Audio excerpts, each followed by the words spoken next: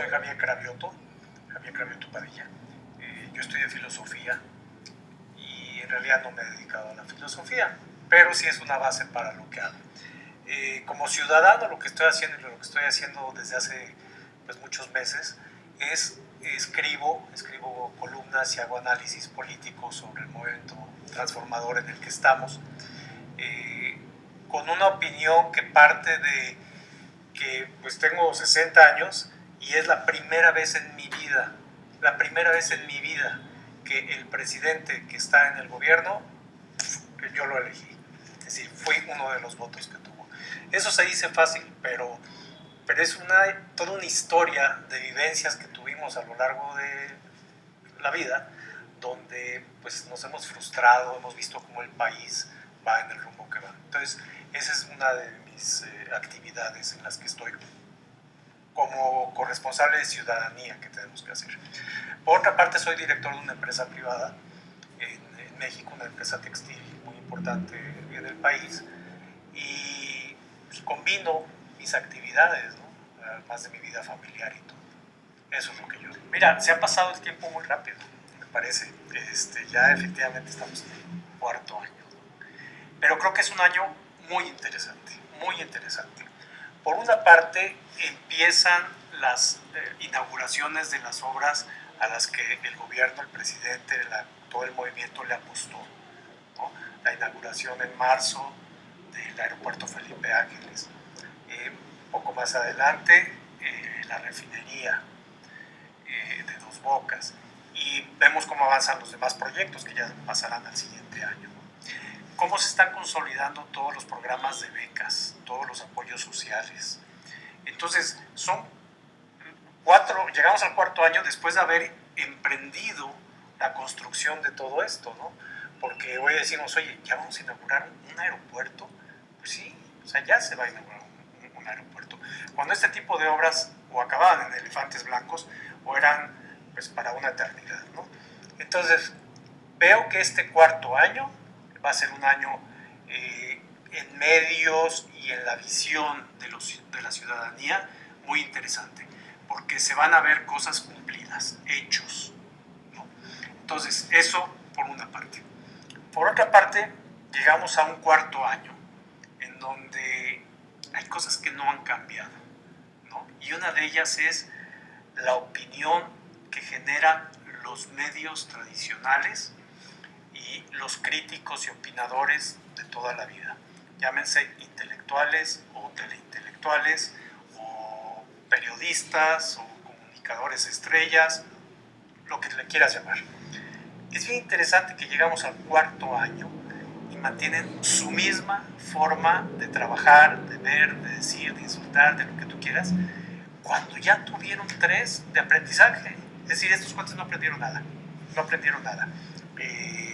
Se mantienen en lo mismo.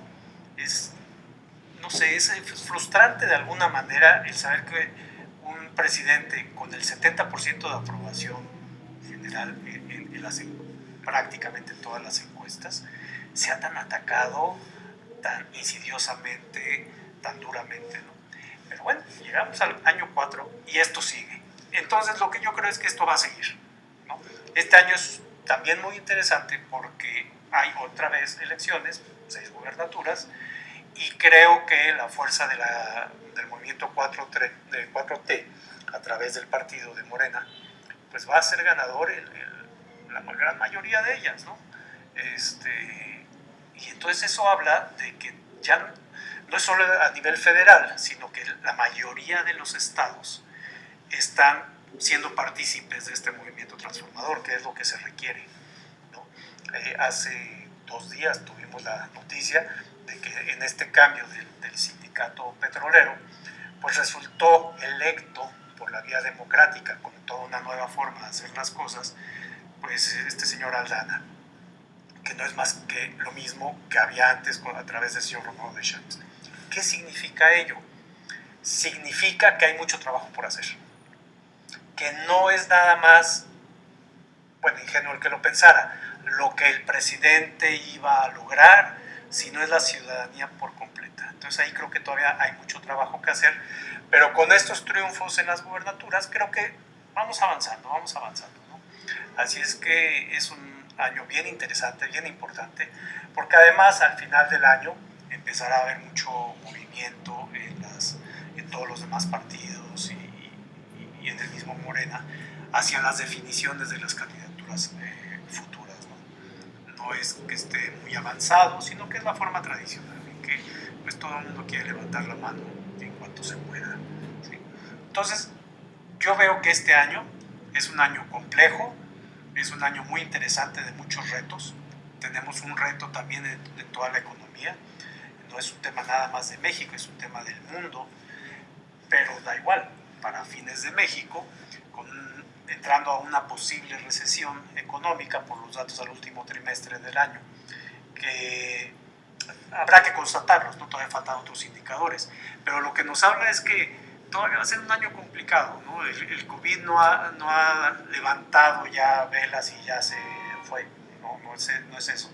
Las economías siguen desgastadas, las familias siguen apretadas en su gasto, en sus recursos, y eso creo que se va a mantener todavía en este año, ¿no? Ese es un poco lo que yo veo en el entorno general del año 4 del gobierno. Mira, el INE se exhibió, ¿no? Para quienes dudaban de quién era el INE y qué representaba el INE, pues o sea, hoy hay que ser muy ingenuos para no darse cuenta de lo que representa, ¿no? Son ese tipo de organismos que fueron hechos para lucimiento de algunos, para enriquecimiento de otros, para pintar de democracia cosas que funcionaban muy mal en el país. Y no quiero decir que todo sea negativo en el INE, de hecho creo que aportó mucho, el IFE original aportó mucho y en términos generales aportan mucho, hacen un trabajo de organización creo que muy bueno. Pero con todo este tema de la revocación no hicieron más que exhibirse. Todo parte de, si nos remontamos un poquito atrás, antes del tema de revocación, cuando el presidente dice y la Constitución se modifica para que digan los funcionarios no deben ganar más allá de lo que gana el presidente de la República. Y los señores del INE se amparan y ganan un amparo, se les concede un amparo. Y ellos dicen, no, nosotros vamos a seguir ganando lo que ganemos.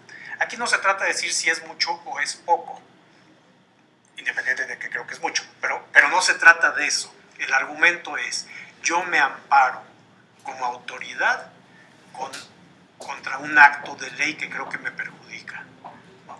A pesar de que esté en la Constitución.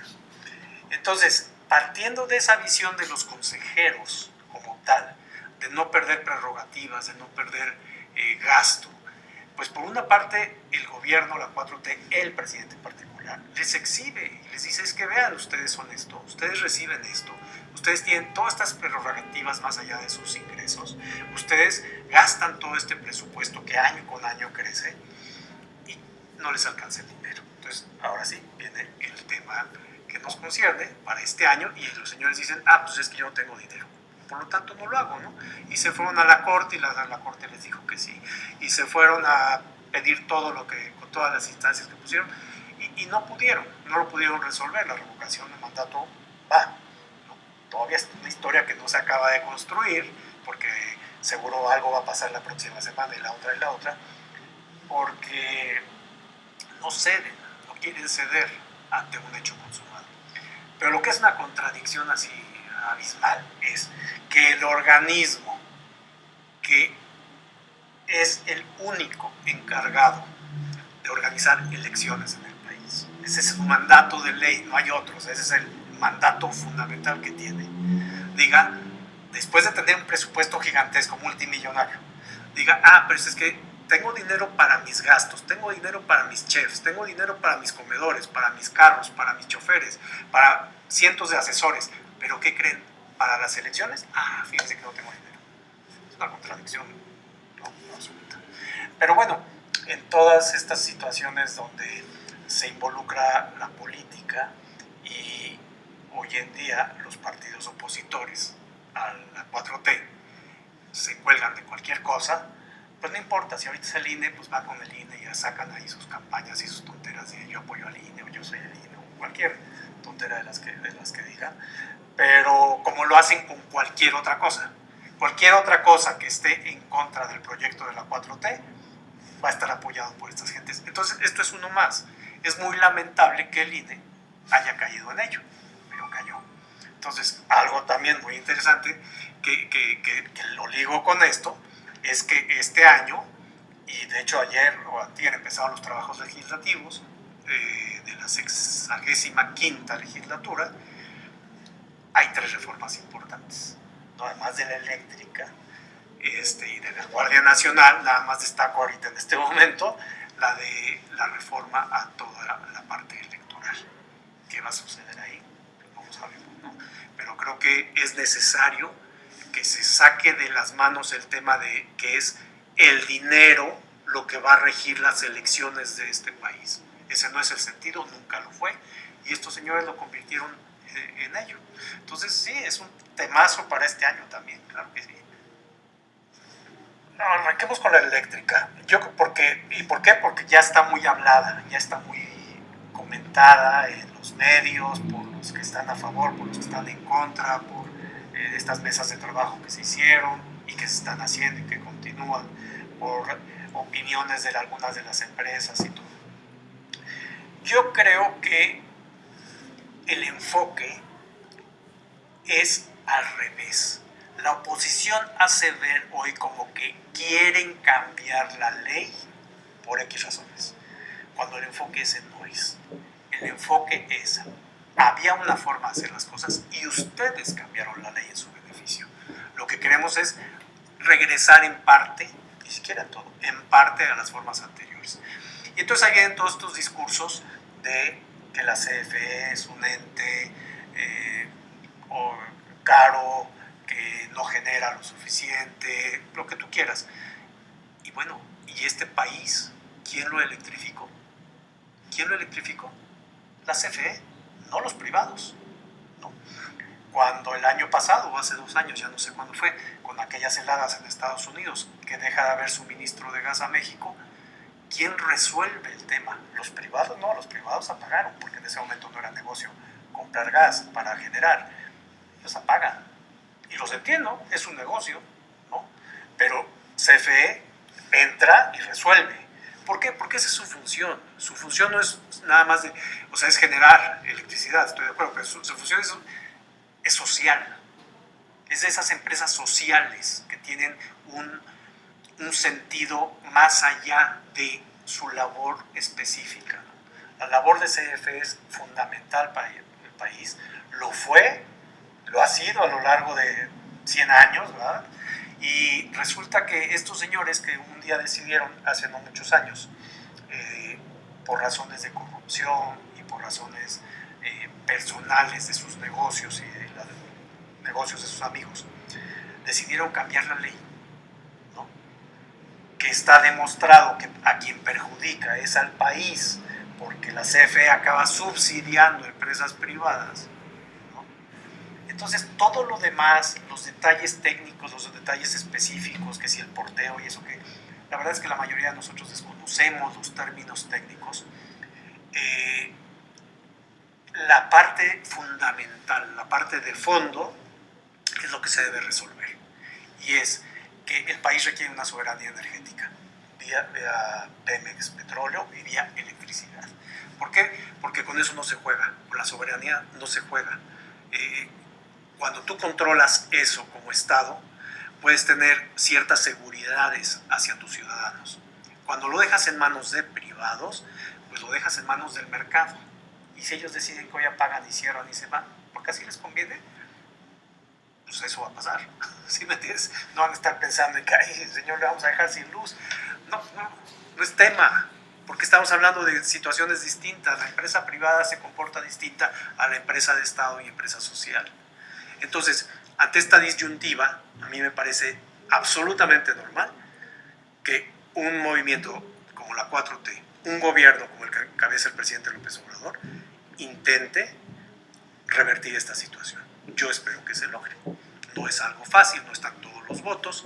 Luego por ahí tenemos algunos posibles esquiroles dentro del Senado, dentro de los diputados, de los que van a votar. Esperemos que no pase eso. Creo que se ha convencido a buena parte de incluso de algunos partidos opositores y de diputados, pero bueno, todavía no es un hecho, ¿no? Pronto lo sabremos, es parte de las cosas bien importantes que van a pasar.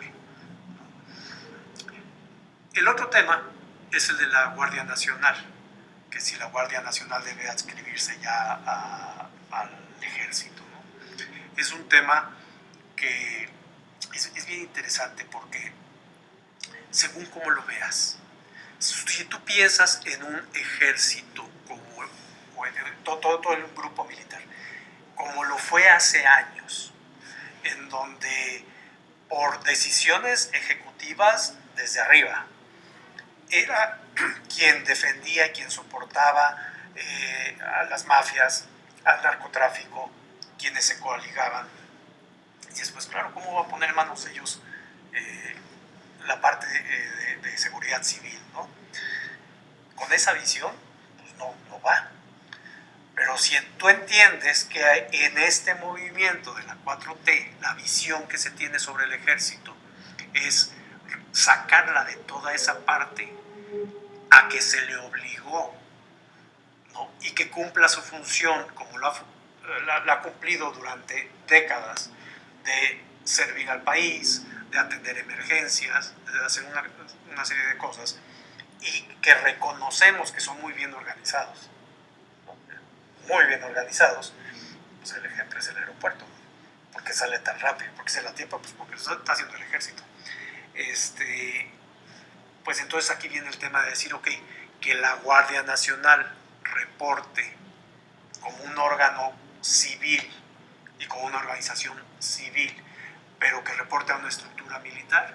Es un tema que yo creo que en la situación en la que está el país, con los niveles de seguridad tan negativos que traíamos, que se están intentando revertir, creo que es un tema necesario. Es un tema necesario. El futuro es lo que va a importar. Es decir, quien encabeza, el comandante supremo del ejército, es el hombre honorable que tenemos hoy o son los mafiosos que tuvimos en el pasado. Esa es la disyuntiva y creo que ese es el gran tema que está ahí. Pero es otra gran reforma que el presidente quiere que se vote. De hecho, son las tres con las que él considera que le dio el vuelco ya a toda la situación del país. Entonces, pues es interesante lo que va a pasar ahí. Porque yo, en mi opinión, y lo trataba de explicar antes, porque ya pasaron 4 años y no han logrado nada. No han logrado nada. Si nos vamos atrás conforme iban pasando los eventos, las elecciones del año pasado, ellos se iba a acabar la 4T. Pues no fue así. O sea, perdieron todos los estados que pudieron haber perdido, ¿no? El presidente avanza en las obras. A pesar de la pandemia, a pesar de la situación económica, a pesar de que no disminuye en muchos sectores y en muchos tipos de delitos, que no disminuye la inseguridad, a pesar de tantas cosas, los números del presidente, ¿por qué se mantienen? Porque yo creo que en la ciudadanía lo que hay, el gran logro de este movimiento transformador, es que lo que hay es una gran esperanza de decir, ok, no tiene todo que ser como fue antes. No es fácil, va a costar, pero por lo menos aspiro a que mis hijos y mis siguientes generaciones vivan mejor que yo. ¿Sí? Si yo nací jodidísimo, no tiene que pasar eso eternamente. Como fue, como así estaba acostumbrado todo el mundo ya, ¿no? El que no tenía dinero nunca iba a tener dinero. El que no podía pagar un hospital no podía pagar un hospital. El que no podía pagar una medicina no podía pagar una medicina. No pasaba nada. Así era. Mientras que la desigualdad crecía, se ampliaba. Entonces, ¿qué ha pasado con todo esto? Es que debe haber una frustración enorme de los medios. Y la forma de que, grave error, creo yo, de resolverlo es atacando lo tonto, la tontería. Inventar las noticias por donde sea. Llámese pandemia, pues me contrato una dentista para que ella diga que todo es falso. Bueno, si esa es su forma que encontrar, pues es la forma que encontraron, ¿no? Si uno de los elementos más importantes, más reconocibles del presidente López Obrador es su honorabilidad, Pues entonces voy a decir que no, que su hermana y que su no sé quién se robó y su hijo y no sé qué y que la casa y no sé qué. Aunque todo sea falso, no importa, no importa, suelto el mensaje, tienen los medios para replicarlo, ¿sí? Pero todo resulta ser falso, entonces la historia se les cae en muy poco tiempo. Acabamos de tener un ejemplo la semana pasada, no les dura 3 días la historia, pero sí permea, ¿no? Hay gente que sí les compra esas historias. Sin embargo, esas historias, esa forma de interpretar la realidad, ¿de qué les ha servido? Te voy a decir de qué les ha servido. De mantener su 30% en contra del presidente López Obrador.